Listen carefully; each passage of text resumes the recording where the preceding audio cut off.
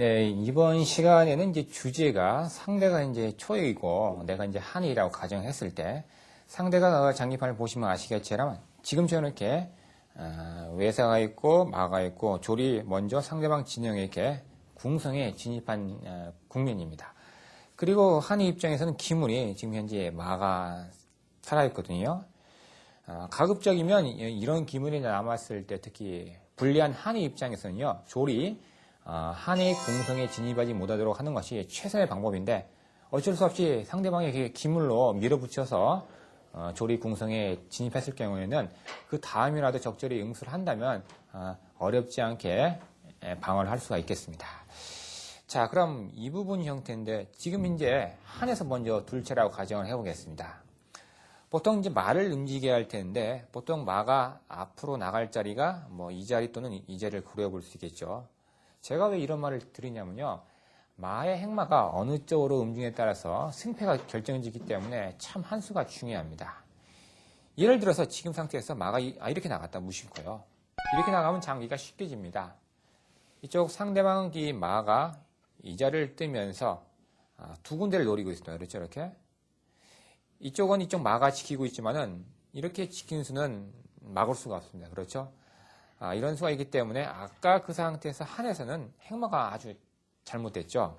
이 자리가 아니라 이왕이면 마가 이렇게 전면 앞으로 이렇게 진출을 해가지고 간접적으로 이 마가 이 궁성의 중앙자를 지키는 것이 더욱더 효과적인 한 마의 행마가 되겠습니다. 자, 좀 더 한번 진행을 해보겠습니다. 자, 일단 마가 이렇게 들어와서 공격할 테죠. 그 다음 수는 뻔히 보이시겠죠. 초에서 어떤 수를 들렸지요. 무엇보다도 이렇게 조를 옆으로 쓸어가지고 장도 부를 겸 또 마도 잡을 목적입니다. 자, 이렇게 됐을 때 한에서 또 무심코 당황한 나머지 엉뚱한 수를 두면 안 됩니다. 예를 들어서 뭐 마가 피해버리면 이렇게 져버리기 때문에 그렇죠. 따라서 이 상태에서는 어떻게 두는 것이 최선이냐면요. 이 마가 마 옆으로 딱 피하십시오. 이렇게. 자, 그러면 일단은 장을 불러도 이렇게 위로 올라가기 때문에 이길 수가 없습니다. 그렇죠? 그래서 초의 입장에서는 졸장을 부르지 않고 이제 말을 움직이겠죠. 보통 이 자리로 많이 움직입니다. 이렇게. 자, 이렇게 움직였을 때 한 마가 피할 수도 있겠고 아니면 이렇게 한 수 쉴 수도 있거든요. 이렇게. 한 수 쉰다면요. 마가 이번에는 이 자리로 갑니다. 이렇게. 이 자리로 가서 마도 위협하고 동시에 이쪽 조를 옆으로 쓸면은 장인되기 때문에 몇 통으로 이길 수가 있게 됩니다. 따라서 이 상태에서 이 자리를 막을 겸 해서 또 한마가 이렇게 앞으로 나가면서 이 자리를 지키는 것이 좋습니다. 이렇게 한 수를 적절히 응수를 한다면 한의 입장에서 마 하나 가지고 충분히 응수를 할 수가 있겠습니다. 자, 그럼 아까 다시 그 부분을 한번 돌아가 보죠. 자, 이 부분이었는데 이때 한 수 쉴 수도 있고 마가 피할 수도 있고 또는 이 마가 이쪽 초마 옆을 이렇게 따라다닐 수 있습니다. 이렇게 붙어 다녀가지고 공격을 한번 방해할 수 있습니다. 자, 이렇게 하면은 이쪽 초의 입장에서도 뭐 이렇게 한번 가볼 수 있겠죠. 그렇죠? 아니면 마가 다시 제자리로 들어가서 이렇게 한번 대응해 볼 수 있겠고요. 그래서 어찌됐든 간에 공격이 뚜렷하게 보이지가 않습니다. 자, 그럼 다시 이 부분입니다. 이 상태에서 제가 또 질문을 드려보겠습니다. 이 상태에서 한에서 둘 차례인데 이제 마가 이런 자리로 피하지 않고 한번 이런 자리에 한번 가보겠습니다. 이렇게. 그러면 예를 들어서 초마가 한번 이렇게 한번 떠보겠습니다. 이 자리 가는 이유를 아시겠죠? 졸장에 외통이 되기 때문에 당연히 이 자리에 갈 텐데 자, 이렇게 가면 또 당황한 나머지 이렇게 마가 만약 또 피해버리면 이렇게 져버립니다. 그렇죠? 따라서 이 상태에서는 최선의 수가 어차피 형태가 나쁘기 때문에 말을 이렇게 궁성의 중앙에 놓고서 죽이면 수뿐이 없습니다. 이렇게요. 이러면 외통은 최소한 몸에 하겠죠. 그렇죠? 그 다음에 이제 초에서 둘 수 있는 수라고는 뭐 마가 다시 이 자리 떠서 대응하는 수입니다. 그럼 한의 입장에서도 이제 말을 굳이 죽일 필요 없이 마가 이렇게 뒤로 후퇴하면서 궁성의 중앙 자리를 딱 지키고 있으면은 만사 오케이입니다. 이런 형태가 된다면요. 초에서 어떤 형태로 공격을 하든지 간에 이길 수가 없게 됩니다. 자, 아까 다시 그 차원법으로 돌아봤습니다. 자, 이 상태에서 이번에 이제 다른 수를 보겠습니다. 지금 마가 피하고 또 상이 이렇게 따라갔을 때 수인데요. 다시 한번 마가 한번 따라가 보겠습니다. 이렇게 마가 따라갔을 때 이번엔 초에서 일단 한번 조를 쓸어가지고 마를 쫓아보겠습니다. 그러면 마가 뒤로 후퇴하지 말고 이렇게 앞으로 한번 진출해 보십시오. 이렇게. 자, 이렇게 진출했을 때 초에서도 어떤 노림수가 있냐면요. 마가 이 자리 가가지고 이 자리, 그죠? 이렇게 외통을 보자고 하는 수가 있습니다. 이렇게 피하면, 마가 이렇게 공격해서 피하면요. 그 다음 한에서 다시 이 마가 이 자리 들어오면서 이 자리와 이 자리, 두 군데 자리를 동시에 지키는 것이 참 좋습니다. 자, 그럼 여기서, 일단 조를 옆으로 쓸겠죠? 그 다음 한에서 뭐 마땅히 뚫고 시작했기 때문에 이렇게 한 수 이렇게 쉬는 정도겠죠. 그렇죠? 그렇죠? 그때 장 치면 그때 뭐 내리겠다. 그런 정도거든요. 일단 한번 장을 불러봅니다. 이렇게. 그러면 이렇게 내리고. 이때 이제 초에서 이제 마지막 노림수가 있는데 잘 보세요. 이 마가 이 자리 들어와가지고 한번 이쪽 한 마를 또 한번 위협을 해보겠습니다. 이때가 중요합니다. 한에서 이때 무심코 잘못 두면 장기가 져버립니다. 그러면 어떻게 두는 것이 적절하냐? 만약 이 상태에서 뭐 이렇게 피하던가, 뭐 이렇게 피하던가, 뭐 이렇게 두면 장기가 져버립니다. 왜 지냐면 마장에 부르고 그 다음에 한 궁이 피할 수밖에 없을 때 이렇게 졸장에 의해서 장기가 지게 됩니다. 그렇죠? 그럼 아까 그 부분에서 한의 입장에서는요, 마가 피할 곳이 보통 보면 한 군데, 두 군데, 세 군데, 네 군데, 다섯 군데, 여섯 군데가 있는데 이 상태에서는 딱 한 군데입니다. 마가 이 자리로 피하는 것이 이 장기를 비길 수가 있습니다. 왜 그러냐면 마장을 모릅니다. 이렇게 마장을 모르면 대가 이루어지기 때문에 이길 수가 없습니다. 그렇죠? 이제 이해를 하시겠죠? 다른 데로 피할 경우에는 마장이 나오기 때문에 장기가 져버리는데 지금처럼 마가 이렇게 가서 마장을 못 부르게 견제를 하면은 장기가 이 한 수에 의해서 비기게 됩니다. 그만큼 무심코 둬서 실수를 하면 장기가 지기 때문에 꼭 주의해서 한 수 한 수를 잘 응수를 해야 되겠습니다. 자, 그럼 이번 첫 번째 유형은 아주 기본적인 유형이었고 특히 상대가 마와 조를로 공격을 했을 때 한의 입장에서 한 마가 하나 남아있을 때 그 마가 궁성의 중앙자를 지키면 무난하게 방어가 이루어지게 됩니다.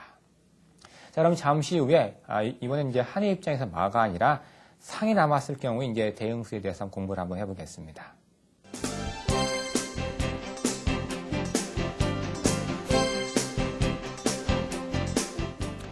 조금 전에 배운 첫 번째 유형에서는요, 한 마가 궁성의 중앙자리만 지키고 있으면 비긴다고 제가 말씀드렸습니다. 조금 전 유형에서 마가 예를 들어서 이런 자리입니다. 이렇게. 그래서 이런 자리만 지키고 있으면 무난하게 비기는데 이번에는 이제 마가 아니라 이제 상입니다. 이렇게 상이 남았다고 가정을 했을 때 이 수는 과연 이길 수 있을 것인지 아니면 비길 수 있을 것인지가 참 중요한데요. 물론 결론부터 말씀드리면 이 상이 어디에 놓이느냐에 따라서 그 승패가 판가름 납니다. 지금처럼 상이 이런 자리에 있을 경우에는 장기가 지게 됩니다. 예를 들어서 지금 상태에서 한에서 먼저 둘 차례를 하더라도 장기는 지게 돼요. 일단 상이 뭐 이런 자리에 이렇게 앞으로 나왔다 한번 가정을 해보겠습니다. 그러면 초에서 일단 외통을 노리기 위해서 일단 마가 이렇게 들어오겠죠. 그렇죠? 졸장이 있으니까. 졸장을 막으려고 이렇게 위로 올릴 텐데요. 그러면 여기서 마장을 먼저 부릅니다. 이렇게. 그러면 다시 내리겠죠? 그 다음에 다시 이 마가 이렇게 들어와서 나중에 이런 수가 있기 때문에 결국은 지게 됩니다.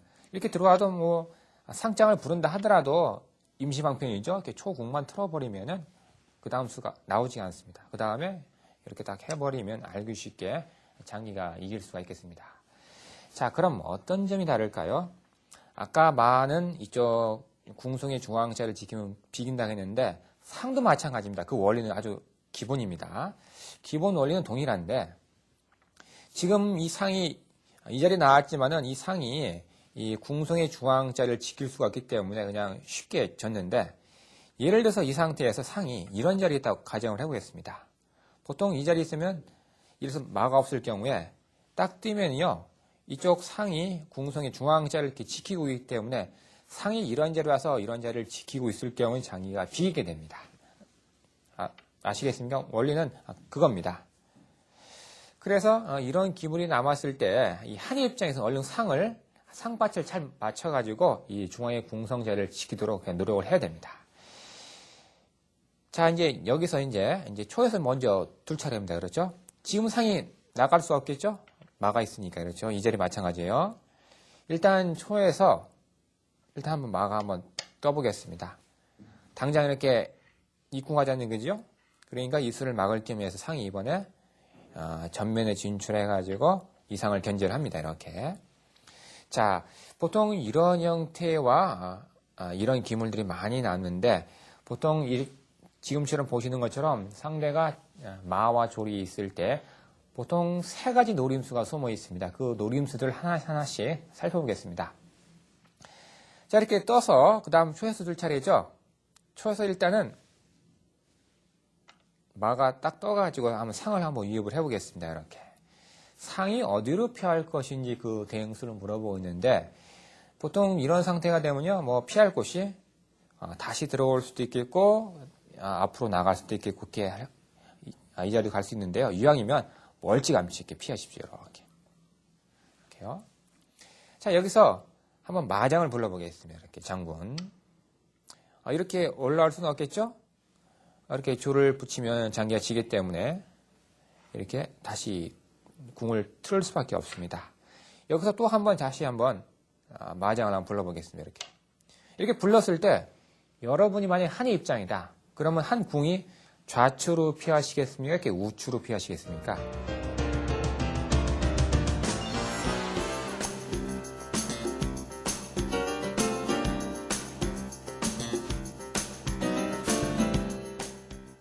알쏭달쏭하시죠? 이때 또 못 신고 이 자리를 피하면 안 됩니다. 이렇게 피할 경우에는요, 조를 딱 틀어버리면 그 다음 수에 막을 길이 없어요. 이렇게. 그렇죠? 뭐 상이 이렇게 이런 자리 들어온다 하더라도 이렇게 조를 올려서 장군수 부른수에 의해서 한 왕이 갈 데가 없기 때문에 장기가 지게 됩니다. 그런 점들 꼭 주의해서 익혀두실 필요가 있겠습니다. 따라서 이렇게 마장을 불렀을 때 이 자리가 하면 지고 반드시 반대편 이렇게 우측으로 틀어서 대응을 해야 됩니다. 그럼 다시 이렇게 와서 한번 들 수 있겠죠. 그렇죠? 다음 수 이수가 있으니까요. 이때도 역시 상이 다시 이런 자리로 와서 한번 대응을 해야 됩니다. 아시겠습니까? 어렵지 않습니다. 결과적으로 상이 이렇게 피해 다니면서 중요한 시점에서 중앙 궁성의 중앙자를 막는 것이 이 한의 입장에서는 최선의 수라고 볼 수 있겠습니다. 그 다음 계속 이어가지고 다른 변화수를 한번 볼 텐데요. 보통 이 부분부터 한번 출발하겠습니다. 아까 마한테 상이 쫓기니까 상이 이 자리에 피했거든요. 이 상태에서 다시 들어오면 다시 상이 이렇게 들어오면 그만이다. 그렇죠? 자, 이번엔 이제 마가 들어오지 않고 뒤로 후퇴하면서 이렇게 상을 한번 걸어보겠습니다. 이렇게 상을 걸었을 때 결과적으로 말씀을 드리면요. 그 상이 다시 왔던 자리, 그렇죠? 제자리로 가서 이 자리를 지키는 것이 좋은데 또 이 상태에서 무심코 많은 분들이 상이 이 자리를 피합니다. 이렇게. 어차피 이 자리 가도 또 이쪽 궁성 중앙자를 지키고 있으니까 이 자리를 무심코 많이 가는데 또 이렇게 가면 장기가 지게 됩니다. 왜 지냐면요. 그 다음에 이쪽 초마가 이 자리로 가서 이쪽 상을 거는 수가 두 번째 노림수가 되겠습니다. 지금 현재 상이 걸렸죠? 상을 다시 살리기 위해서 상이 이런 자리나 이런 자리 이렇게 피할 텐데요. 그 다음 어떻게 이 초에서 두는 것이 좋을까요? 딱 보이시죠? 그렇습니다. 이쪽 한 궁이 여기 있고 조리 여기 있기 때문에 이번엔 조를 이렇게 당겨서 대응하면은 이쪽 한에서 막을 수가 없습니다. 설사 이 상태에서 이렇게 상이 이 자리 와서 말을 쫓아보지만은 그 다음 수 이렇게 조를 올려서 장군 부르는 수에 의해서 한 궁이 갈 데가 없기 때문에 장기가 꼼짝없이 치게 됩니다. 이렇게 두 번째 노림수가 있기 때문에 아까 그 상태에서 마가우트에서 한 상을 위협했을 때 그 상이 제자리로 들어오는 것이 정수가 되겠습니다. 자, 이번엔 이제 초에서 이제 세 번째 어떤 노림수가 있는지 그것에 대해서 한번 공부를 해보죠. 자, 아까 다시 그 부분이었습니다. 마가 뒤로 후퇴해서 상을 걸었을 때 제가 상이 어디로 오라고 했나요? 이 자리로 오면 그 상이 주기 때문에 장기가 집니다. 결과적으로 다시 상이 제자리로 들어와서 지켜야 될 텐데 좀 더 진행을 한번 해보겠습니다. 어떤 수가 마지막 세 번째 노림수인지 볼까요? 일단 이렇게 된 상태에서 마가 한번 이렇게 들어옵니다. 이렇게 이 자리로요. 이 자리 들어왔을 때 상도 뭐 중앙 자리도 지키고 하니까 마땅히 둘 곳이 없다고 판단한 나머지 이렇게 한 수 쉬는 경우를 참 많이 볼 수 있습니다. 근데 이렇게 지금 상태에서 한 수 쉬게 되면 장기가 또 지게 됩니다. 어떻게 지게 될까요? 딱 한눈에 보이시나요? 그 수가요? 그 수가 보이신다면 분명 아마 공격적인 스타일의 장기를 두시는 분 같습니다. 어떤 수냐면요. 여기서 이렇게 마장을 부르는 수가 있습니다. 이렇게. 그러면 위로 올라오면 졸장이 지니까 할 수 없이 한 공을 틀 텐데요. 그 다음 보이시죠? 그렇죠. 마가 이렇게 뜨면서 마장을 부르는 수에 의해서 이렇게 피할 때 그 다음에 이 마로 상을 공짜로 취해버린다면 결과적으로 상이 공짜로 죽어가지고 마와 졸로는 쉽게 이길 수가 있어서 패를 하고 맙니다. 지금 보시면 아시겠지만 상이 이쪽 중앙 궁성 자리를 지키고 있다 하더라도 초에서 이렇게 철저하게 공격을 해온다면 세 가지 기본적인 노림수가 숨어 있기 때문에 그런 노림수를 잘 막아내야지만 이 장기를 무난하게 비길 수가 있게 됩니다. 어떻습니까? 참 장기가 재미있으면 참 어렵죠. 자, 그럼 이런 두 가지 내용을 이제 바탕으로 해서 이번에 이제 마지막 유형인데요. 마지막 이제 다른 이제 세 번째 유형을 한번 보고 이 시간을 한번 마칠까 합니다.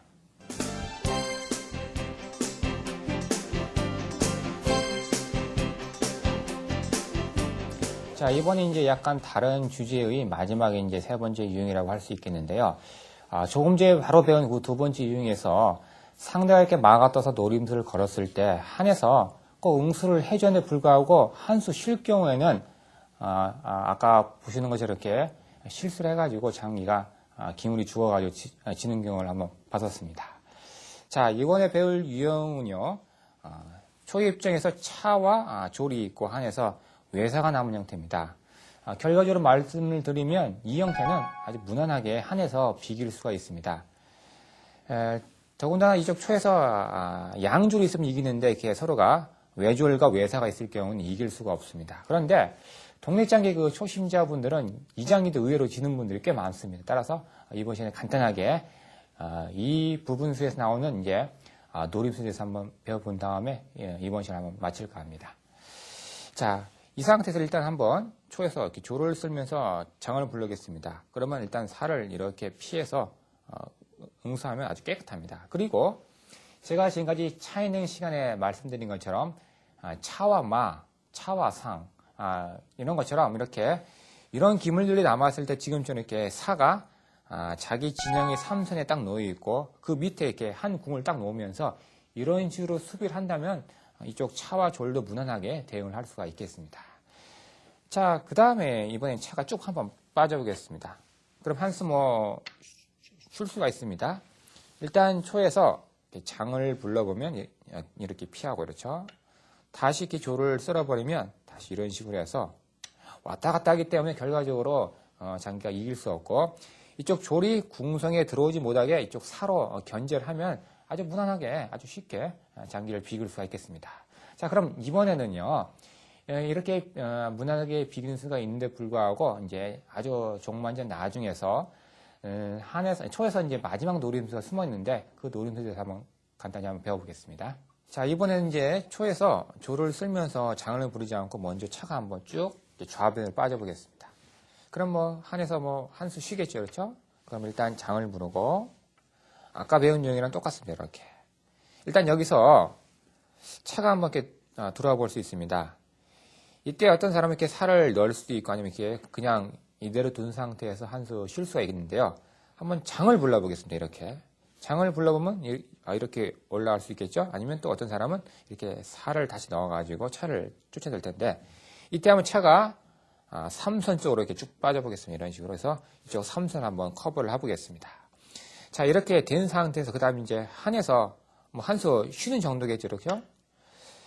그 다음에 다시 이번엔 조를요, 이렇게 살며시 옆으로 한번 이렇게 당겨보십시오. 이런 식으로.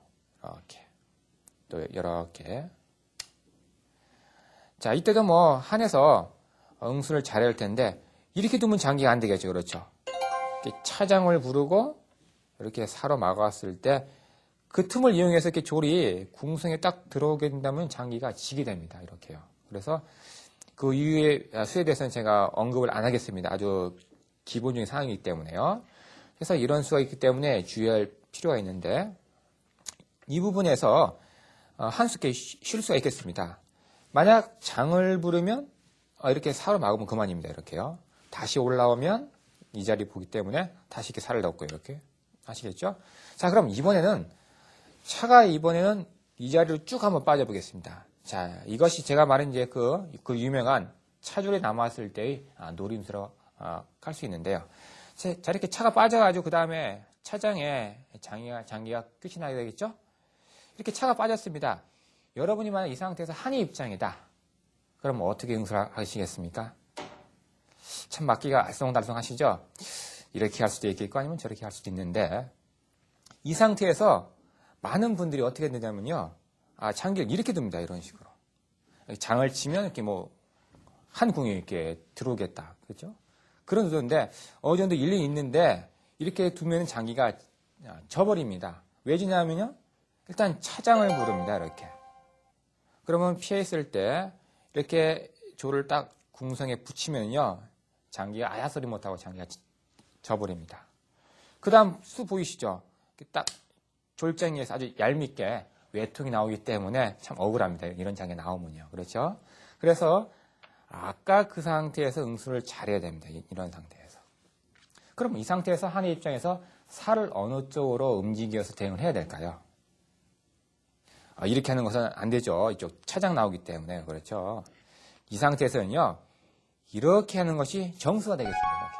오히려 빨리 졸로 살을 빨리 먹어라. 이렇게 재촉을 하는 수가 이 한 수가 딱 좋은 수입니다. 그렇죠? 만약 차장을 치면요. 궁이 들어오고 이렇게 한 칸 뒤로 후퇴해서 살을 먹자 위협을 하군요. 이 살만 이렇게 살짝 올려놓으면 다 무난하게 해결이 됩니다. 어떻습니까? 비록 장기 자체는 기물이 적어서 비기지만은 아까 같이 마지막 노림수가 숨어있기 때문에 그 응수를 잘해야지만은 마지막 최종 목적지에서 비길 수가 있겠습니다. 자, 이상으로 해서 이번 강의를 마치겠고요. 이번 시간에 배운 내용들이 참 알찬 내용이 참 많습니다. 자, 그럼 다음 시간에는요. 낫장기의 백미라 할 수 있는 차영조리 방어법에 대해서 공부를 한번 해보겠습니다. 그럼 다음 시간까지 안녕히 계십시오.